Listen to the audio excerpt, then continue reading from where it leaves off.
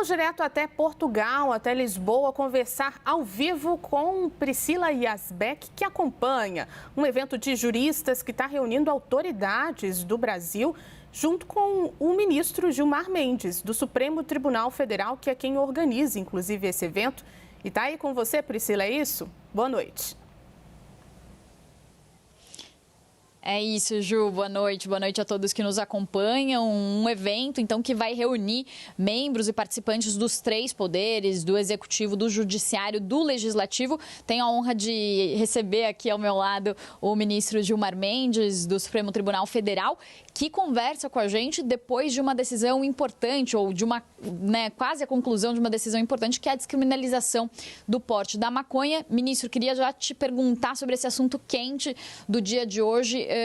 Qual que é a sua opinião sobre o fato de o STF já ter formado, então, maioria sobre esse tema e também a resposta que vem por parte do Congresso com a PEC das drogas? O tribunal hoje encerra um julgamento que já é antigo. Ele começou em 2015. Inicialmente falávamos de liberar o porte de drogas, pelo menos deixar de tratar como crime, talvez como infração administrativa. Depois assentamos que o tema deveria se limitar à cannabis sativa, a popular maconha, e estamos evoluindo nesse sentido. Já temos votos nesse sentido. Amanhã haverá a proclamação formal. A ideia é deixar de tratar o tema como crime, e, portanto, não na esfera penal, mas tratá-lo na esfera de infração administrativa, que permite, eventualmente, internação, e tratar como um problema de saúde pública. Daí a necessidade de se fazerem, então, medidas de organização e procedimento no âmbito do SUS, de todo o sistema de saúde, e também tomarmos medidas de esclarecimento da população. Descobrimos, por exemplo, Priscila, que temos R$1 bilhão congelados no Ministério da Justiça e que se destinaria a combate ou políticas de esclarecimento antidrogas e que está contingenciado. Então, o tribunal está mandando que seja liberado. Alguns colegas chegaram até a falar do exemplo do que ocorreu com o tabagismo.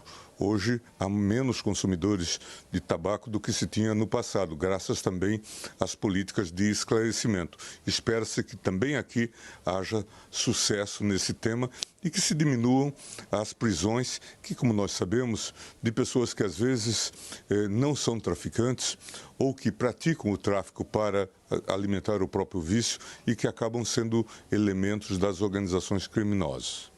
Eu conversei hoje com alguns deputados aqui nesse jantar que antecede o Fórum Lisboa, que inclusive vai ter participação de 9 ministros do governo, também 6 ministros do STF, participação de empresários também. E o que alguns deles falaram é que essa PEC das drogas ela deve vir para representar o que a sociedade quer diante de uma judicialização de alguns temas políticos no Brasil. Como o senhor responde a esse tipo de comentário?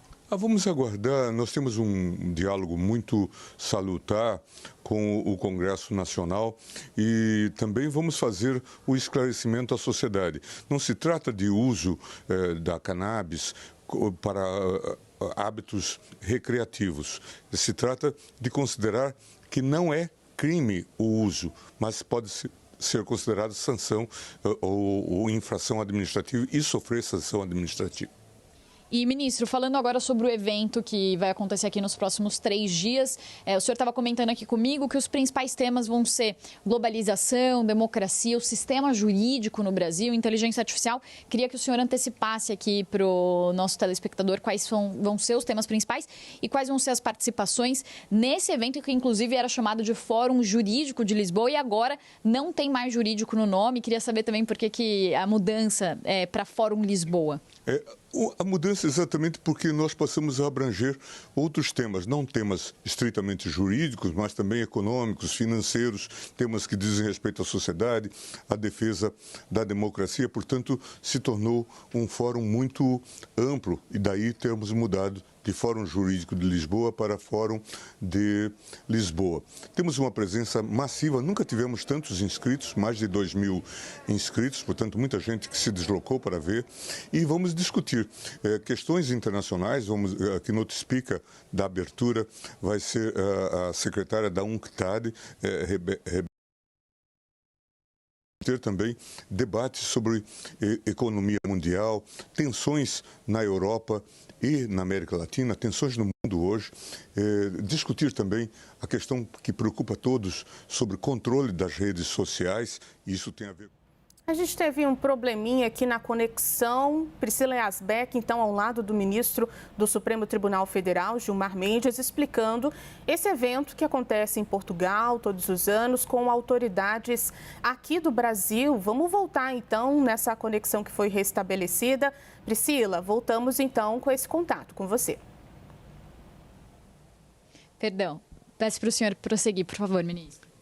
Então, nós estamos discutindo toda essa temática de internacionalização, tensões internacionais, a questão também da democracia no Brasil e no mundo. Nós tivemos esse teste, essa checagem do 8 de janeiro. Todos perguntam como o Brasil foi bem sucedido, e nós temos exemplos a dar. E vamos discutir também o papel das organizações internacionais. Tudo isso será discutido. É um amplo fórum com mais de 300 palestrantes.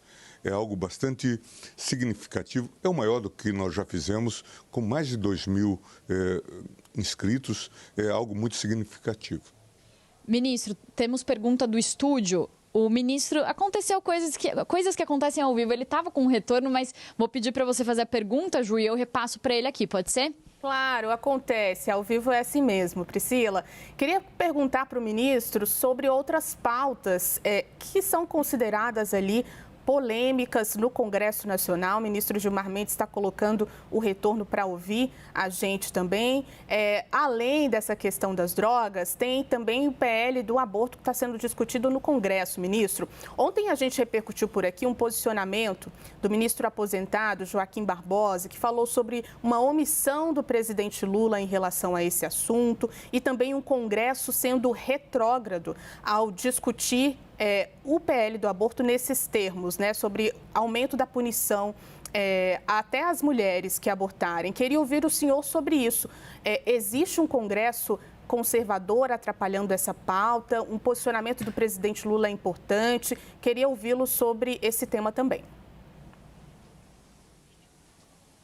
Vamos aguardar a deliberação do Congresso. Enquanto não há projeto aprovado e nem sancionado, nós não temos decisão.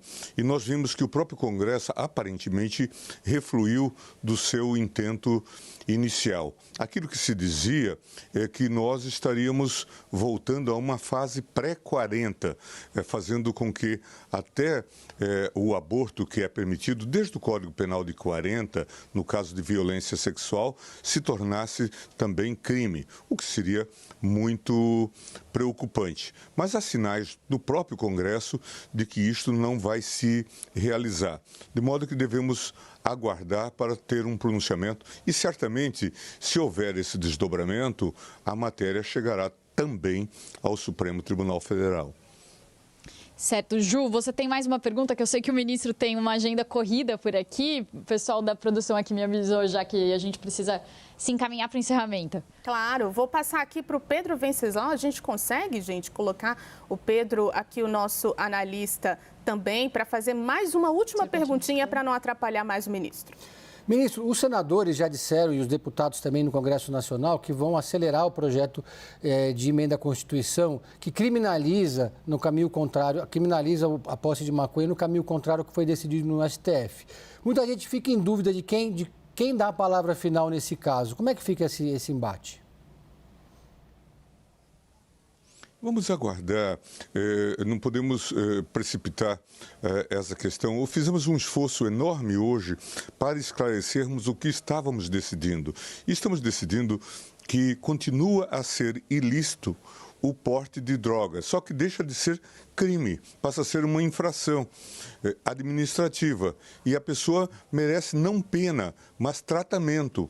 deve ser remetida ao SUS. Não é o juiz criminal que deve tratar dessa temática. Portanto, nós estamos tratando com toda a seriedade o problema das drogas que afetam as nossas famílias. Certo.